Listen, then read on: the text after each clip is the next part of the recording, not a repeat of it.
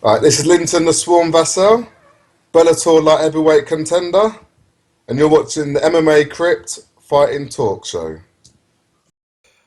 Okay there, fight fans. This is the Immigrant Fighting Talk Show. I'm your host, Gregory Stone. That's Double J, Joseph Johnson. Today's show, we're going to be talking about Team Alpha Male. Some news just came about recently that hot prospect there, Cody Garbrandt, he's saying that he wants to leave. I believe he's heading to Jackson Winklejohns he wants to go to, so I believe that'd be a cracking move for him, but not so good for Team Alpha Male. They've also had a couple of bad losses recently. You believe that Uriah Faber lost to Frankie Sainz. He also recently lost to Frankie Edgar. No shame in that one there, but you've had He all got this. dominated You've had all this by to do Frankie. with TJ Dillashaw wanting to leave to better himself. Paige Van Zandt just recently got dominated. She said that she wasn't Bloodied up. This was the hardest part of what she said as well in the post-fight press conference. Was technically she wasn't there, and what does that tell you? And also, I went back and listened to TJ Dillashaw's interview on the Mixed Martial Arts Hour. Now we've heard this from Uriah Faber's mouth in the past as well. Their striking coach, he was never really there. He never showed up. That's why they brought in Dwayne Ludwig, and but since then they've been sort of just training each other striking, and that's not the way to go for a elite fucking MMA camp, really, is it?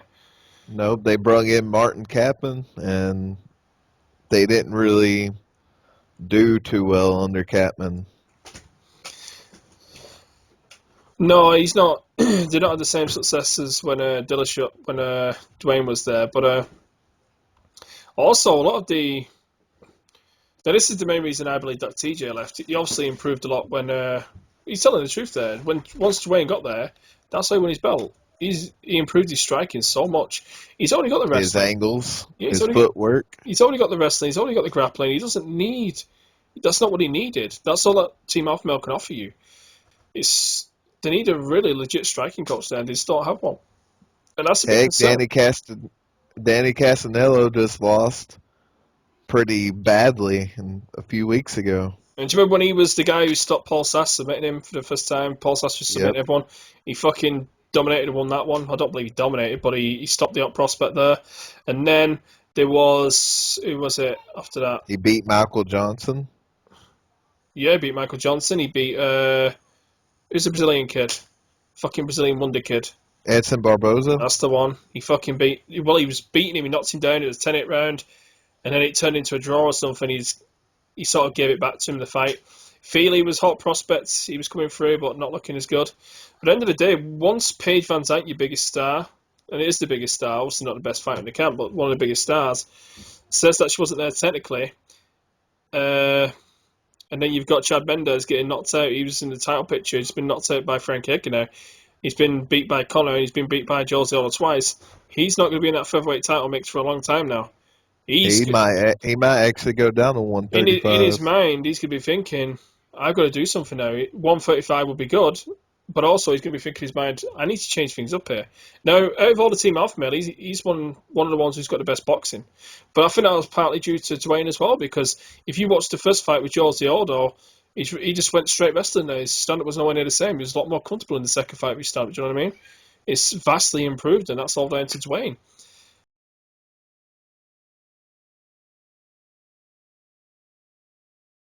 So all that Team Alpha Male is missing for me, and the big problem is a decent striking coach. They need someone there who's willing to commit and move over there.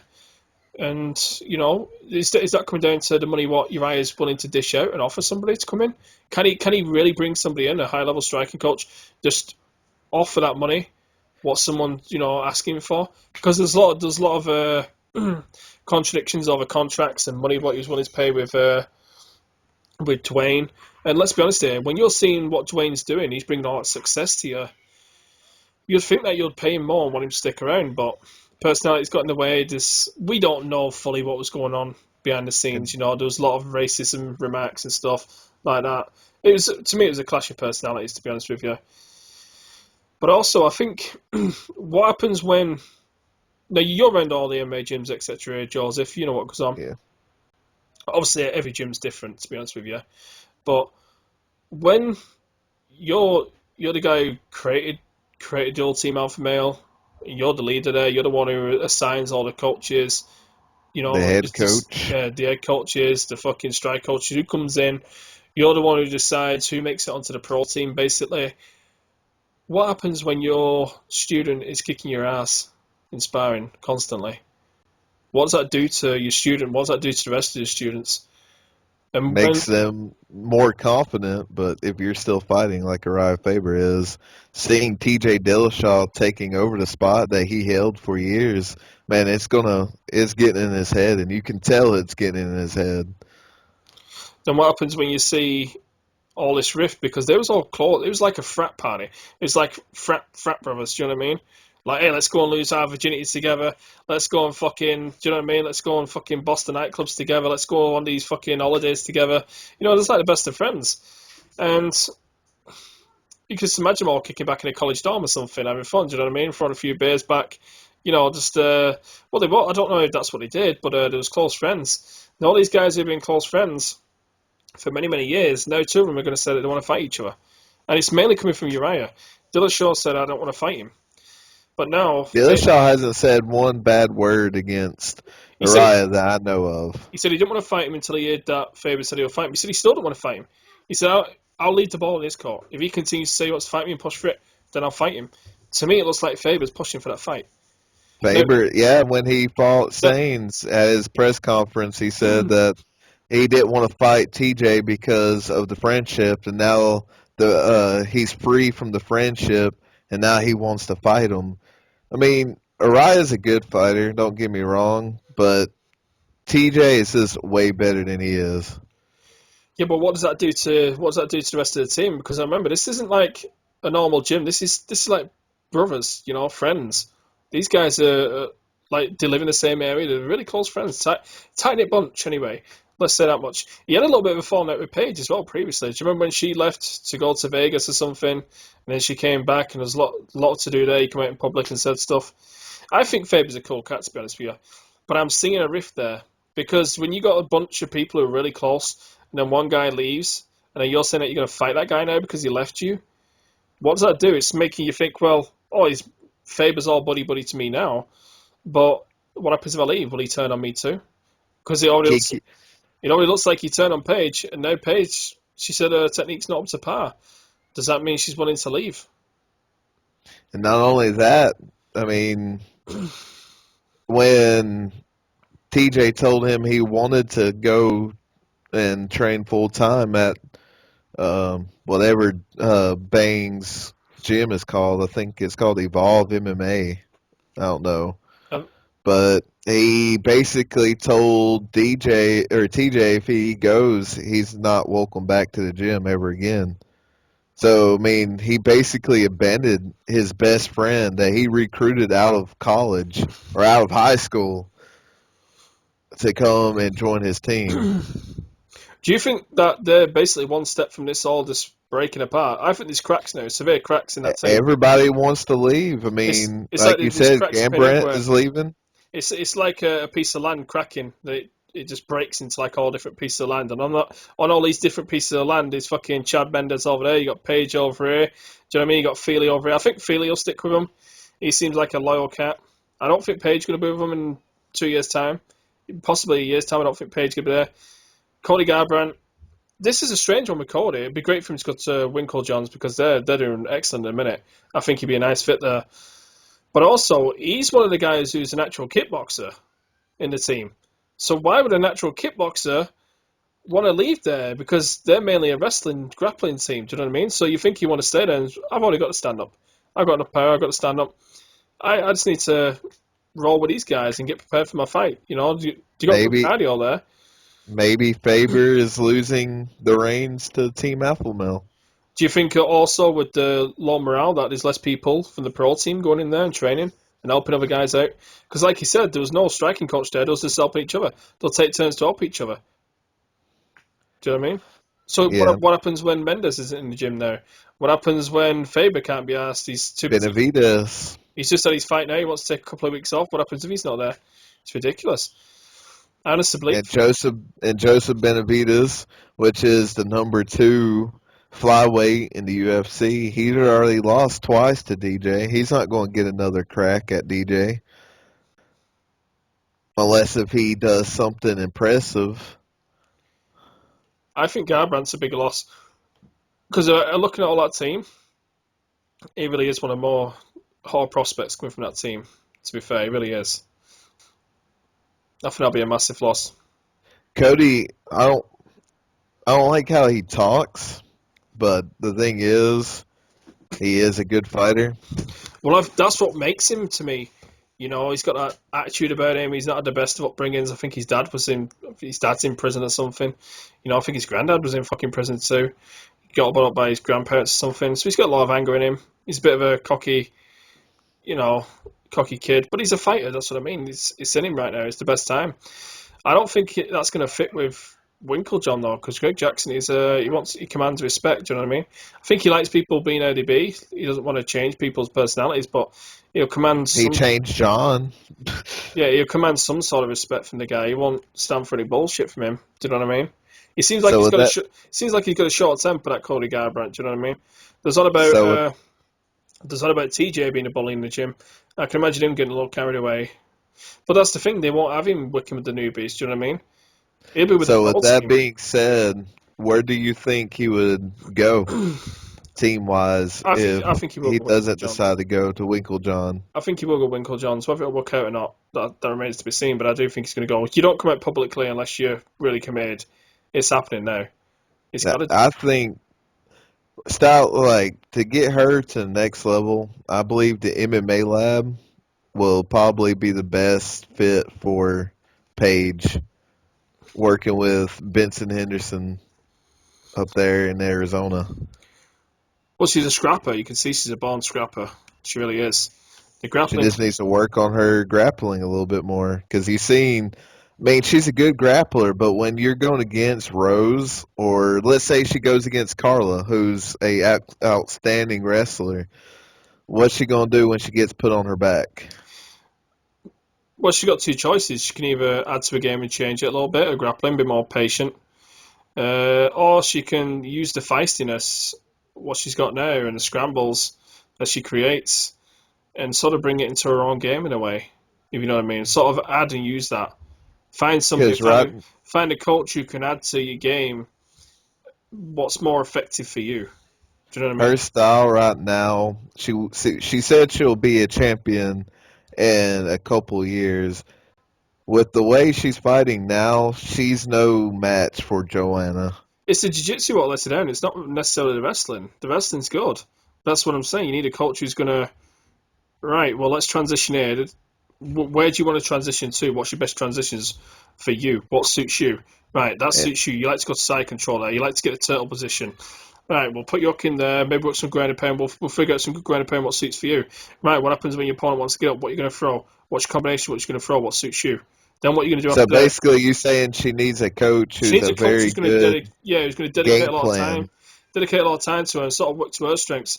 You know, let's not spend fucking hours, hundreds of hours working on a BJJ. Obviously, she could do a class or two a week, but does she focus solely on that? I'd say no, because it's going to change her and it's going to take away from the game a little bit. She's been highly successful just because she came up against a good jiu-jitsu player and a good grappler in Fug Rolls doesn't really mean anything. Fug Rolls is a fucking animal. You saw her on the show. She creamed everyone. I'm surprised that Carlos Plaza beat her, to be fair. Well, she honestly wasn't ready for that fight. Like, it all got to her. And you could tell when she was walking out, she wasn't ready for that fight. Mentally, she wasn't ready.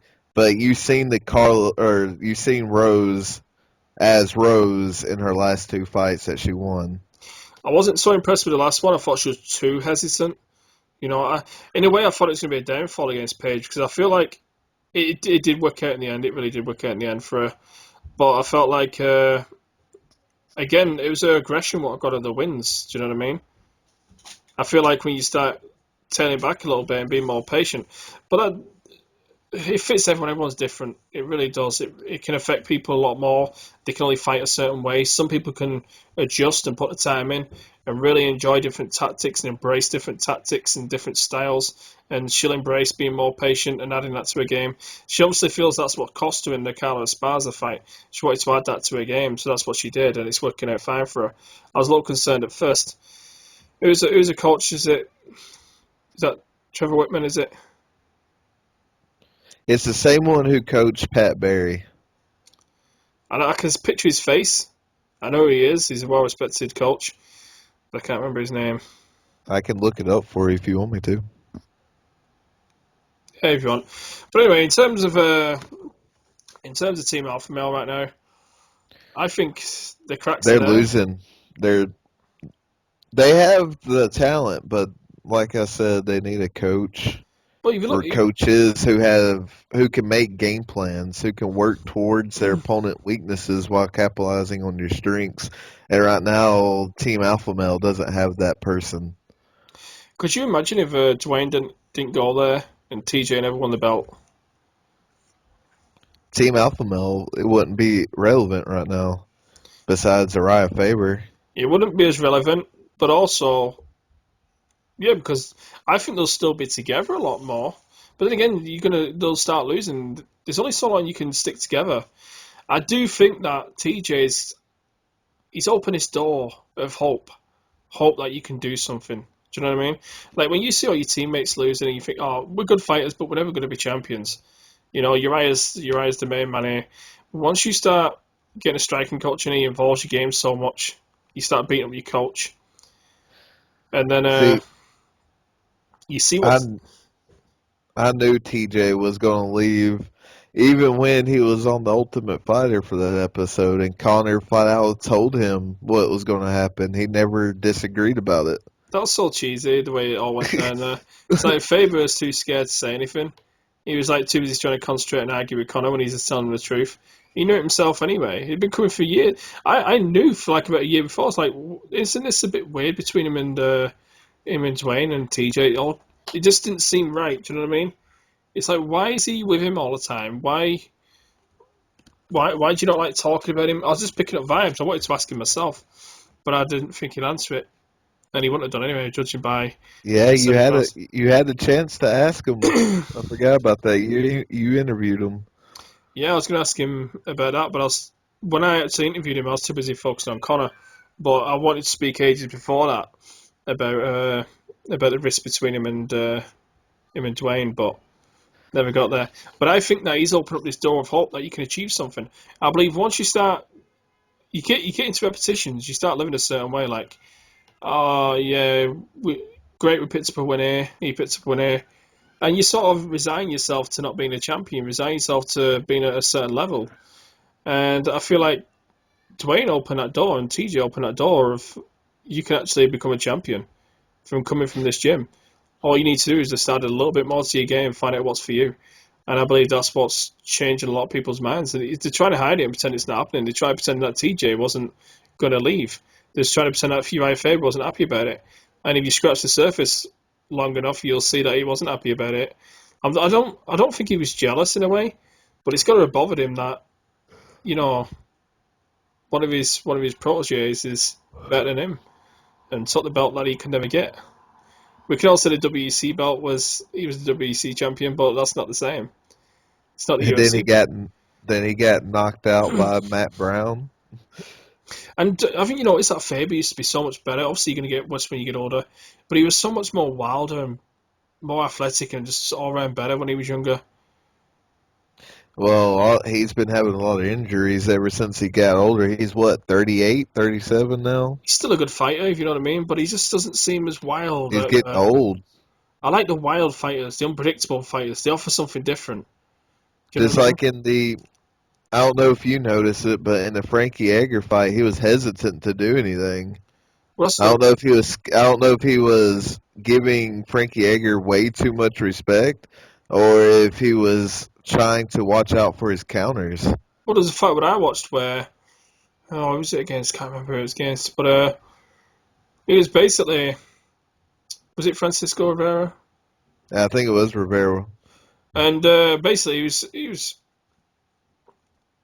changing levels, basically a lot of feints, which he does, to keep his opponent off telegraph or anything. So you don't know where he's going to go for a takedown or strike. Then he'll close the distance. His striking wasn't great the way he went in. He'd throw the overhander, and he's good at exiting as well. So if he feels like he isn't going to get the takedown, he'll exit well. Maybe leave with an uppercut or something, or a hook. I don't know. But either way, he was good at circling off, getting in there, keeping his opponent on his toes. Once he locked up with you, he's always dominant, the more dominant grappler, and he'll beat you that way. But it just seems like he goes in there with his set game plan, and that's all he's got. He doesn't seem like he wants to try things. He's not as exciting as he used to be, not as athletic as he used to be.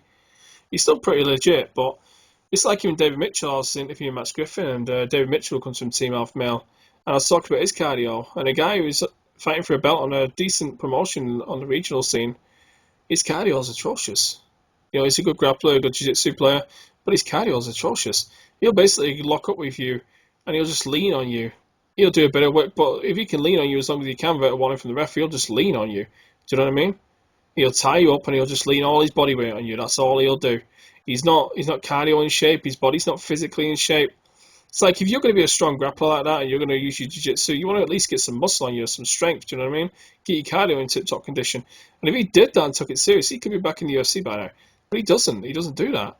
And that tells me something about the you can't make everyone do something, but a strict gym, do you think certain gyms would allow that, a guy to be that sloppy? They wouldn't. Not if he's a pro athlete. AT&T wouldn't. The MMA lab wouldn't. Heck, even the Black Zillions wouldn't even do it. And I don't know, they don't have their stuff together. They don't. Faber's a laid back guy, and I think probably a little bit too laid back, and I think that he's into other stuff too. He's into other projects, and I think his full focus isn't on Team Alpha Male.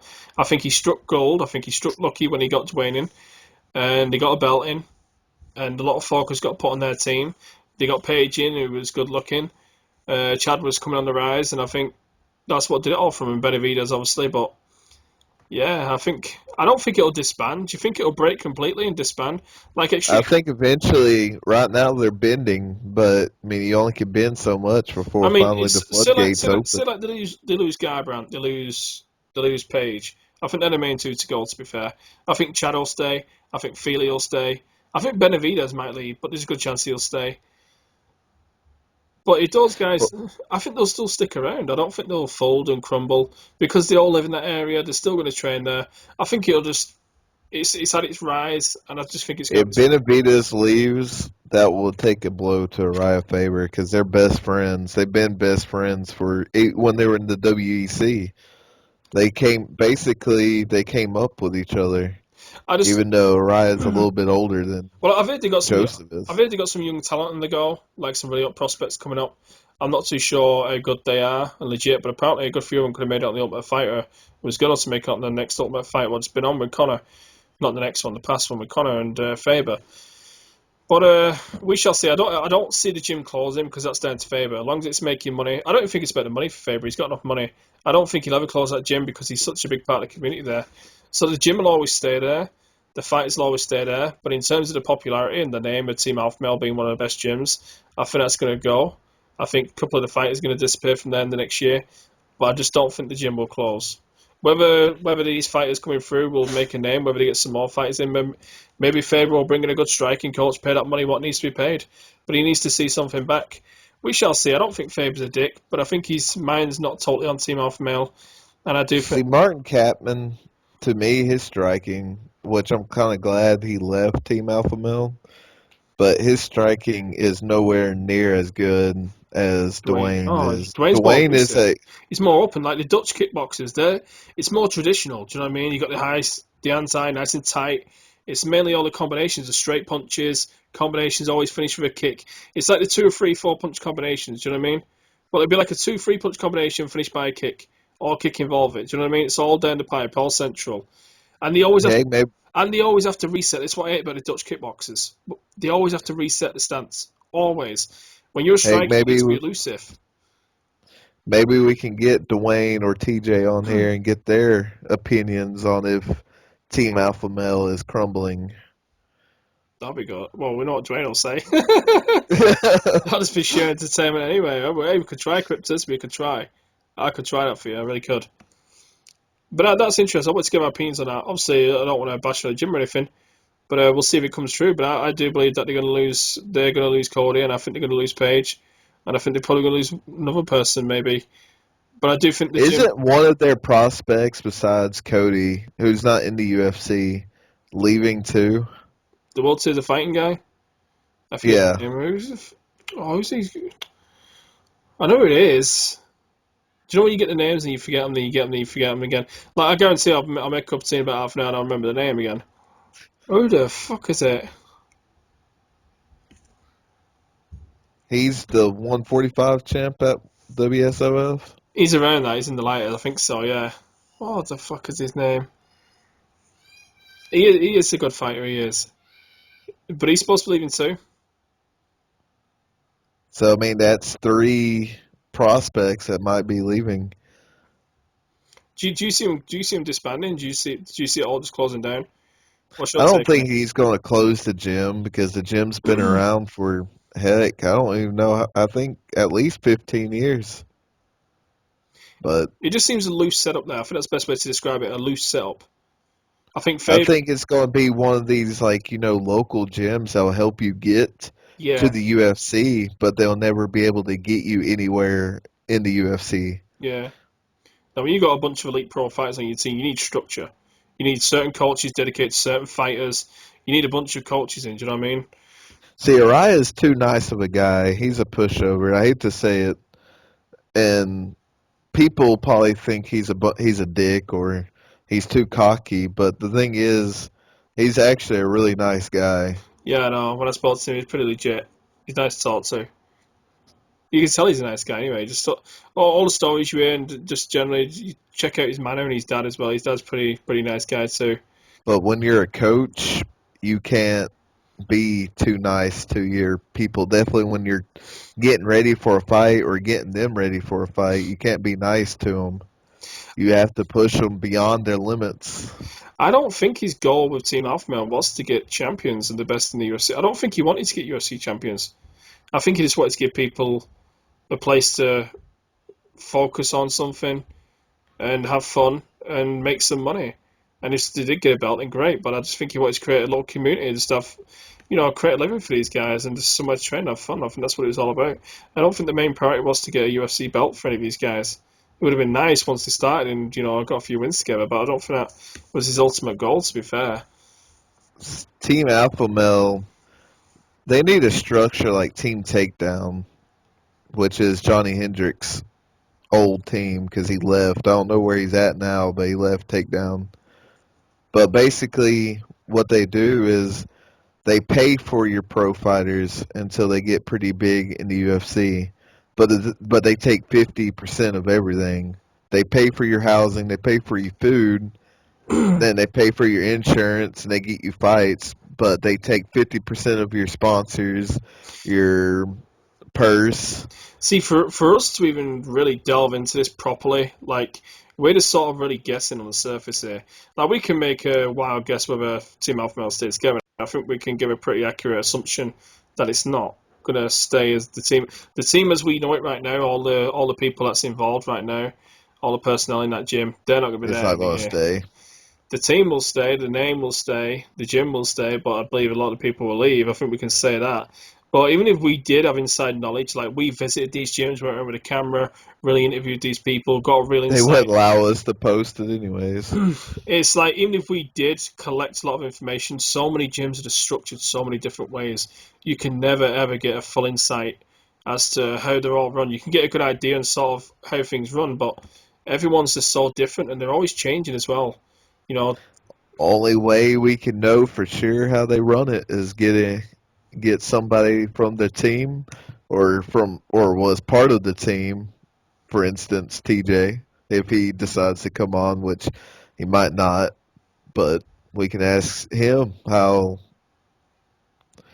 Araya runs the gym. I think that's a good move. I do. Well, I can't promise anything, Cryptos. Getting a nice UFC champion on the show would be nice. But we'll see. It'll We'll be see how it hard. goes. I'll try. Definitely with his fight with Dominic Cruz coming up, he's probably way too focused on Cruz right now. So I don't think Dwayne will be too much of a reach. He seems to like talking about this subject. he loves talking about the subject. I don't He think don't like Uriah. I don't think he'd be too much of a reach for us. I think Dwayne's a good possibility. I really do. That'll be a great guy to get back into the. I think we could, if we did get him on, it'll be a 50% truth. Well, that's what I was about to say though, because I mean, if you ask him how Uriah runs the place, he might give you a bullcrap answer. All right, Cryptos. I think that's a wrap for today's show. And summing up our predictions on this, the gym will stay, but personnel will go. That's our take on it. We shall see in the next year. 2016 will be a telling year for Team Alpha Male for sure. We shall see, but that's our predictions on it. For the Quick Fight Talk Show, Joseph Johnson, myself, as always, guys, thank you for watching.